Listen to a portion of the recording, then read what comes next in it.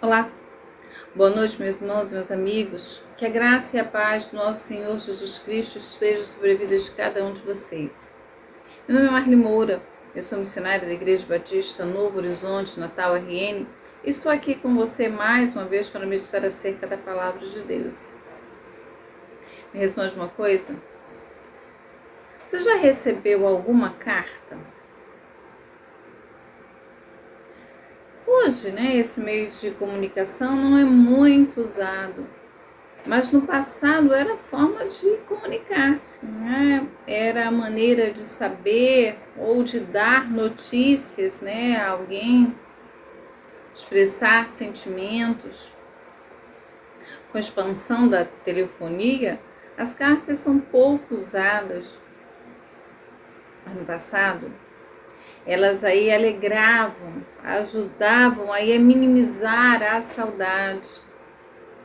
Hoje até ligar, é difícil, As pessoas mandam muito mais mensagens aí no WhatsApp. Mas eu gostaria de falar com vocês nessa noite acerca de uma carta,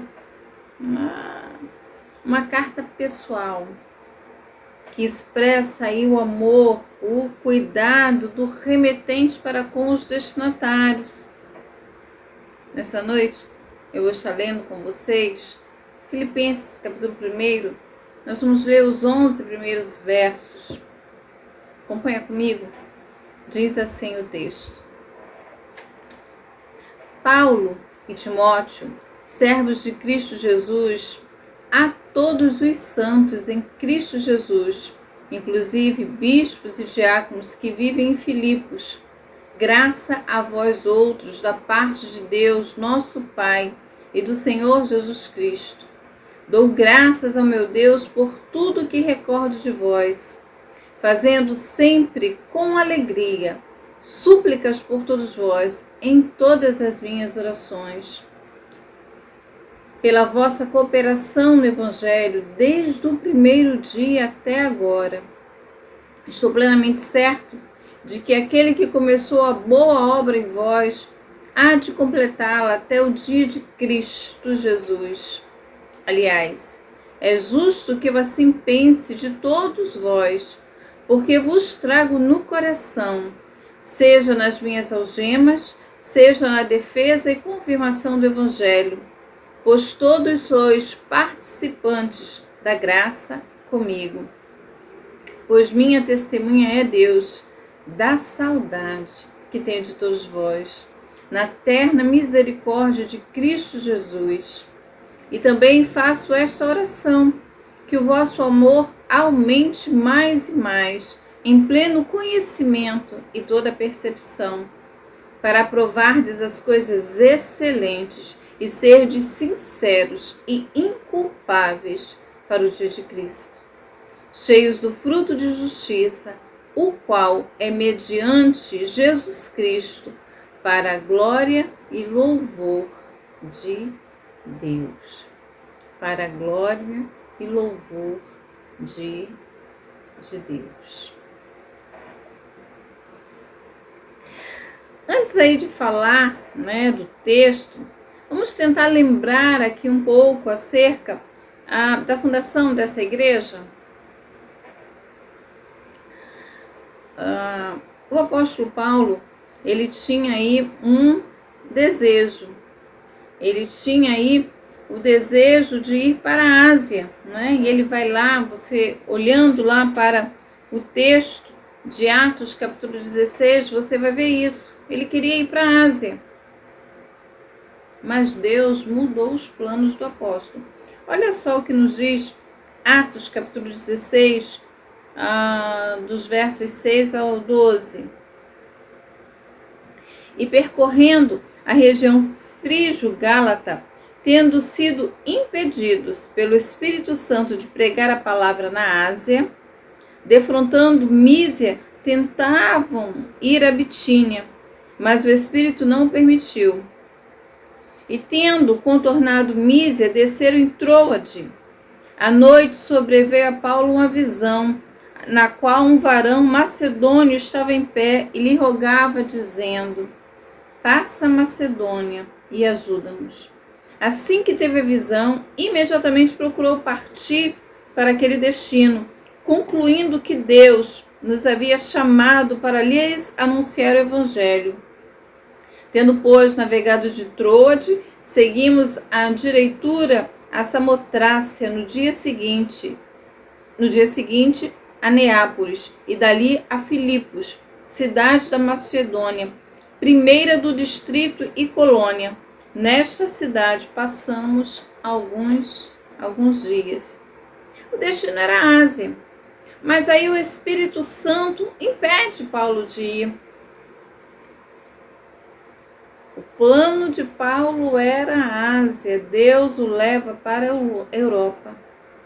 Filipos foi a primeira igreja fundada naquele solo europeu. O desejo do apóstolo era o Oriente. Deus vai e o leva para o Ocidente, né? O conduz até o Ocidente. Filipos, que foi aí uma cidade fundada por Filipe da Macedônia, né? O pai aí de Alexandre o Grande. Ela tinha uma excelente localização. A localização geográfica dela era muito boa. Ela era aí uma ponte que ligava aí o Oriente ao Ocidente. Mas deixa eu dizer para você uma coisa. Apesar de Deus o levá-lo para esse destino, isso não quer dizer que as coisas lá aconteceram ou foram um mar de rosas. Não foram assim. Mas também, apesar das lutas que eles enfrentaram naquele lugar, essas lutas não se compararam à vitória do Evangelho naquele lugar. Um Evangelho que chegou e atingiu várias classes sociais, atingiu nacionalidades diferentes e pessoas que viviam contextos diferentes. Eles tiveram uma vitória indescritível naquele lugar. Você vai ver que o texto, né, fazendo a leitura lá do livro de Atos, você vai ver que Lídia, né, uma comerciante, ela se converte, uma mulher piedosa, né, que já era uma prosélita, ela já tinha essa visão do Deus dos judeus. Se converte também uma jovem possessa, era uma jovem escrava de Satanás, que tinha aí uma vida ligada a adivinhações. Também se converte aí o carcereiro, né? Paulo e Silas, eles são presos nesse lugar, eles são açoitados em Filipos, eles vão e ficam algemados, né, dentro de uma prisão. Aí você deve lembrar aí da conversão desse carcereiro romano, que seguia a religião romana. Deus fez algo grande naquele lugar. E apesar dos sofrimentos que eles enfrentaram, das perseguições, das prisões, eles tiveram a alegria de ver o trabalho prosperar. Deixa-me dizer para você algo aí antes de nós voltarmos aqui para Filipenses. O coração do homem faz planos, mas creia que a resposta certa sempre vem do Senhor. Então dê ouvidos à sua voz. Dê ouvidos àquilo que Deus está dizendo, àquilo que Deus está comunicando.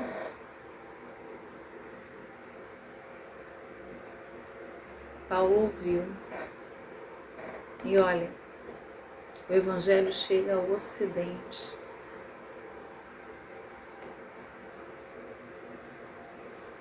A Europa foi alcançada. E da Europa, tantos destinos, né? O Evangelho partiu, chegou às Américas, chegou até aqui, América do Norte, América do Sul, chegou até nós. Devemos dar ouvidos à voz de Deus, nunca se esqueça disso.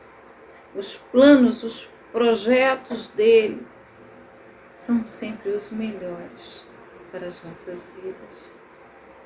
E aí a gente tem aqui essa carta, né? É uma carta pessoal. A gente tem algumas cartas aí, alguns tratados teológicos de Paulo, mas essa aqui é uma carta pessoal.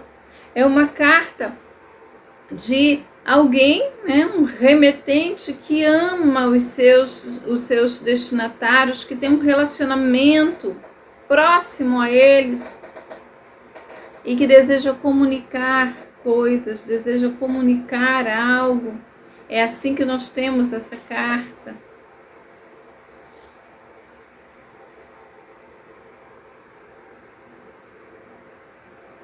Aí você tem aí Filipenses, capítulo 1, né, os 11 primeiros versos que nós lemos, você vai ver aí que nesses primeiros versículos Paulo vai revelar o grande amor que tem pelos filipenses. Tá? O apóstolo diz que pensa nesses irmãos com frequência. Essa aqui é uma carta, né, aquelas cartas que nós chamamos, né, que são as cartas da prisão. São cartas que o apóstolo escreve enquanto está preso. Né? Você vai ter Efésios, você vai ter Colossenses, você vai ter Filemon e Filipenses. Então, ele não se apresenta nessa carta da forma como ele costuma se apresentar, né? Com o apóstolo. Ele vai se apresentar aqui como servos de Cristo. Como aquele que está juntamente com os seus remetentes numa mesma missão.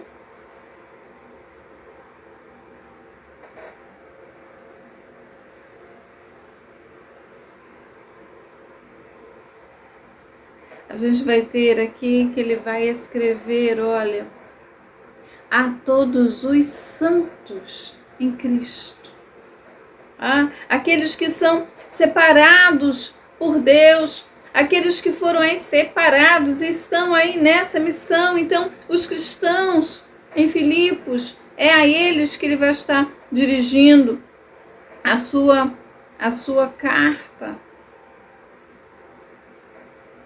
Paulo aqui ele vai combinar, né, no verso 2, a palavra graça, né, com uma tradução grega da saudação hebraica shalom, paz.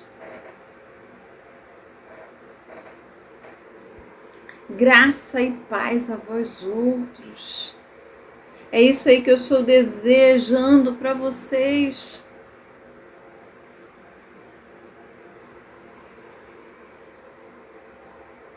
Dou graças a meu Deus por tudo que recordo de vós.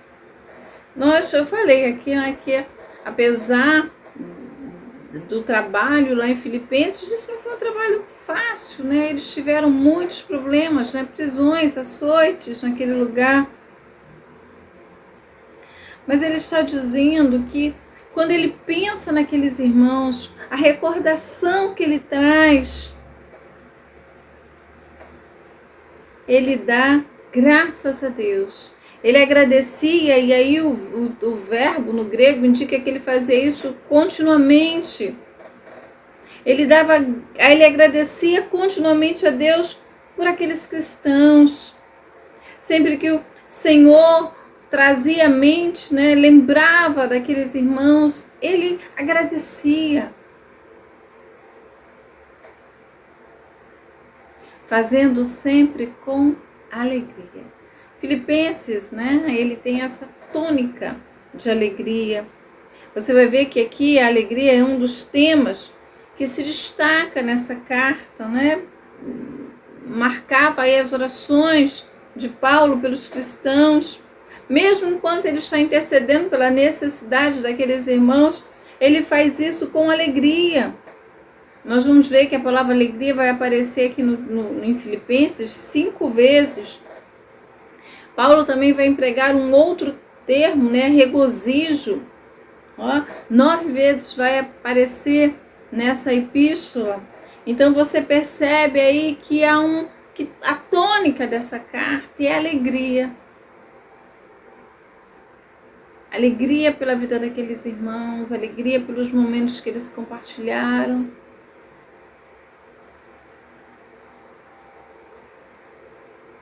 Pela vossa cooperação no Evangelho. Ele esteve em Filipos, né? Aquela igreja foi fundada, ele continua o ministério, mas aqueles irmãos sempre lembravam de Paulo e cooperavam com ele. Você vai perceber aqui que cooperação é um termo que caracteriza aí um empreendimento comercial, né, no qual as partes, né, ambas as partes têm uma participação ativa. As partes, né, participam ativamente porque querem que o empreendimento dê certo.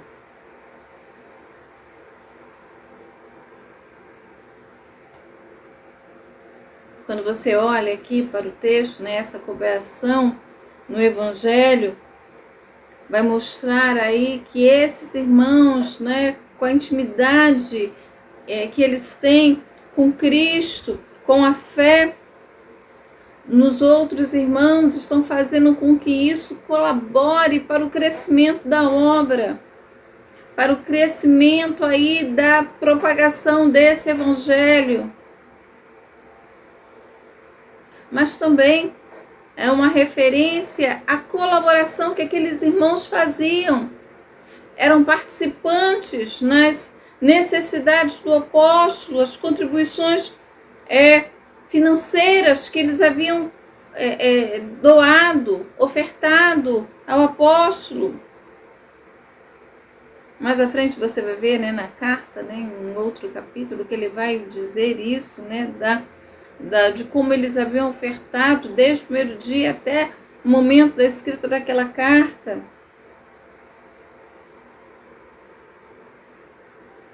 Então essa cooperação no Evangelho diz respeito aí que aqueles crentes, né, os filipenses, eles se dedicaram de forma contínua a viver, a proclamar o Evangelho que chegou até eles, a falar acerca das verdades, acerca de Cristo Jesus e ajudar o ministério do apóstolo Paulo.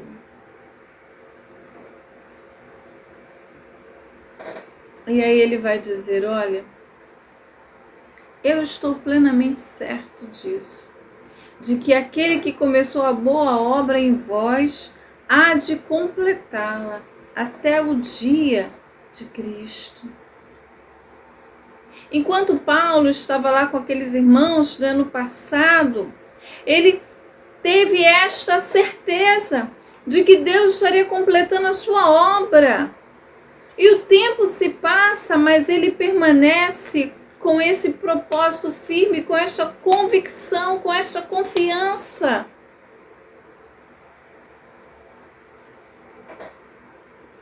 A obra que Deus começou na vida daqueles irmãos iria se aperfeiçoar, iria se completar até o dia de Cristo.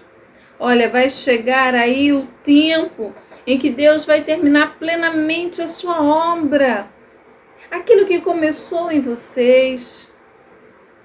O ministério, não é que eles estavam lá cooperando com Paulo, o ministério que eles estavam desenvolvendo.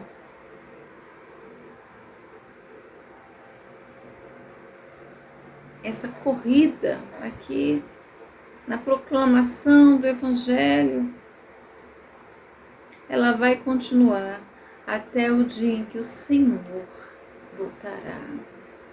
Eu sei que vocês vão permanecer firmes nesse propósito.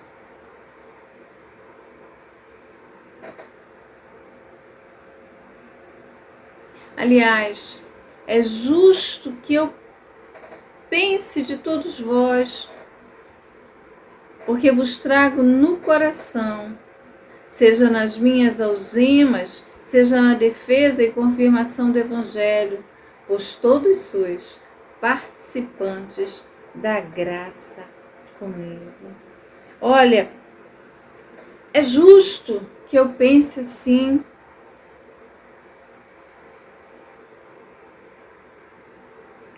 É justo que eu pense isso acerca de vocês, porque vocês estão aí andando perfeitamente de acordo com a vontade de Deus. Vocês estão fazendo aquilo que é agradável a Deus, vocês estão vivendo de acordo com o Evangelho de Deus. Então, olha, eu trago vocês no meu coração. Para os antigos, a sede aí dos pensamentos, das reflexões. Paulo está dizendo que tem uma extrema consideração por eles. Aqueles que haviam sido participantes da graça, das prisões, como também da defesa e confirmação do Evangelho.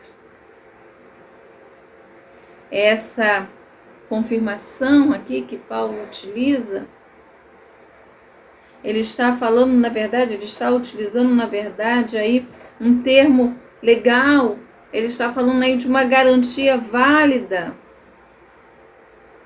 Paulo, ele defendia o Evangelho, ele defendia esse Evangelho contra aqueles oponentes, aquelas pessoas que estavam aí tentando desvirtuar o Evangelho de Cristo. E também confirmava, porque o poder de Deus era manifestado na vida de Paulo, na ousadia, na proclamação, nos sinais que acompanhavam a pregação desse Evangelho. Então parece aqui, ele está utilizando esses termos legais, e aí você lembra que ele está preso. Então parece que ele está aí pensando aí nesse julgamento em que ele vai ter que se manter firme e defender o Evangelho e apresentar estas questões.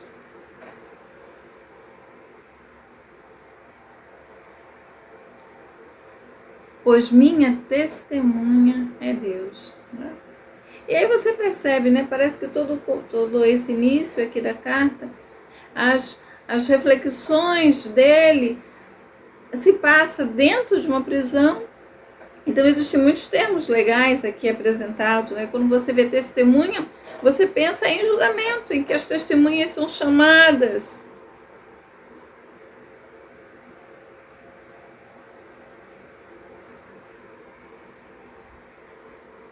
Deus é a minha testemunha da saudade que tenho de todos vós.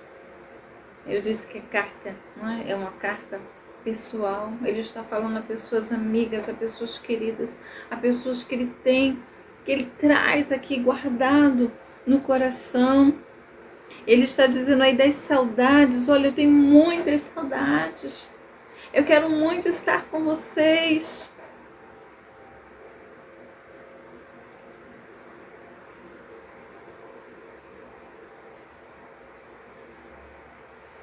E aí a gente tem a oração que ele faz em favor desses irmãos, O verso 9, a partir do verso 9, ele vai estar mostrando aí o conteúdo da oração. Quando ele ora por aqueles irmãos, o que ele apresenta? Ele diz que o vosso amor aumente mais e mais. Paulo desejava, e aí de uma forma fervorosa, que o amor daqueles irmãos aumentasse. Não que eles fossem desprovidos de amor, não era esta a questão. Eles tinham amor, mas ele queria que esse amor aumentasse mais e mais. E de que forma?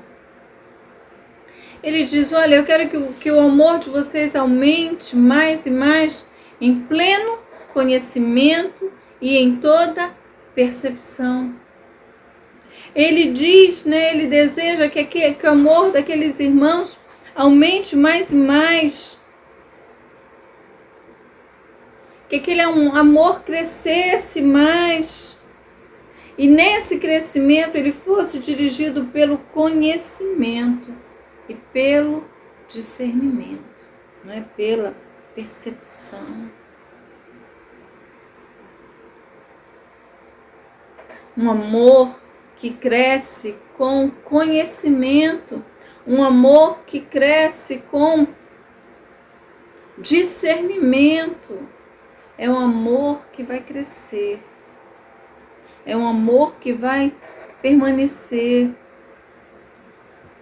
Paulo buscava então para aqueles cristãos que o amor deles crescesse com entendimento, pautado aí num íntimo contato, numa íntima relação, primeiro com o seu Senhor, né? O amor de Cristo.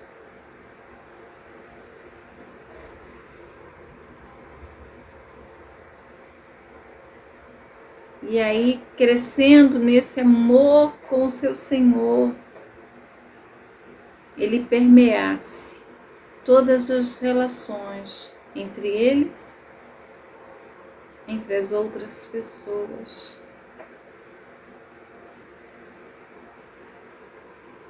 Eles precisavam ter um discernimento de toda a situação,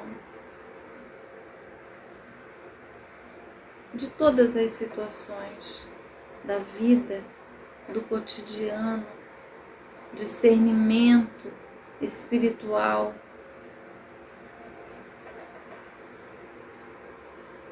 E fazendo assim, eles seriam aprovados. E sendo assim, eles estariam provando, para provardes as coisas excelentes e serdes sinceros e inculpáveis para o dia de Cristo, para que aproveis. O verbo aprovar aqui na literatura antiga, ela vai ser utilizado como um teste de ouro para provar aí a pureza.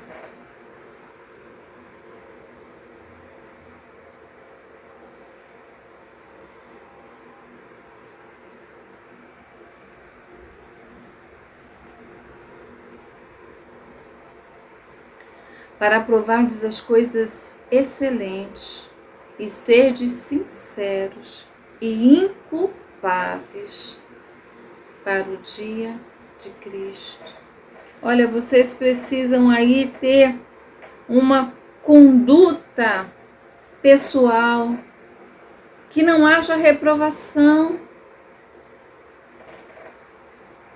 Vocês precisam aí viver e permanecer com uma vida que honre ao seu Senhor.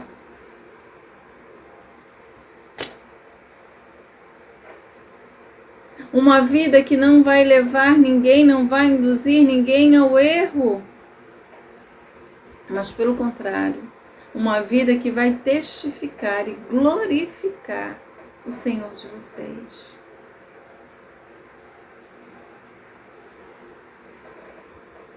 Cheio do fruto de justiça, o qual é mediante Jesus Cristo, para a glória e louvor de Deus.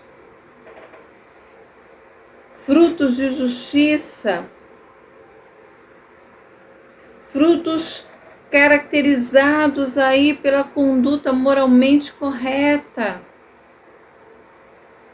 Aqueles que foram justificados pelo Senhor precisam ter uma vida que ande de acordo com essa justificação, que glorifique aquele que o justificou.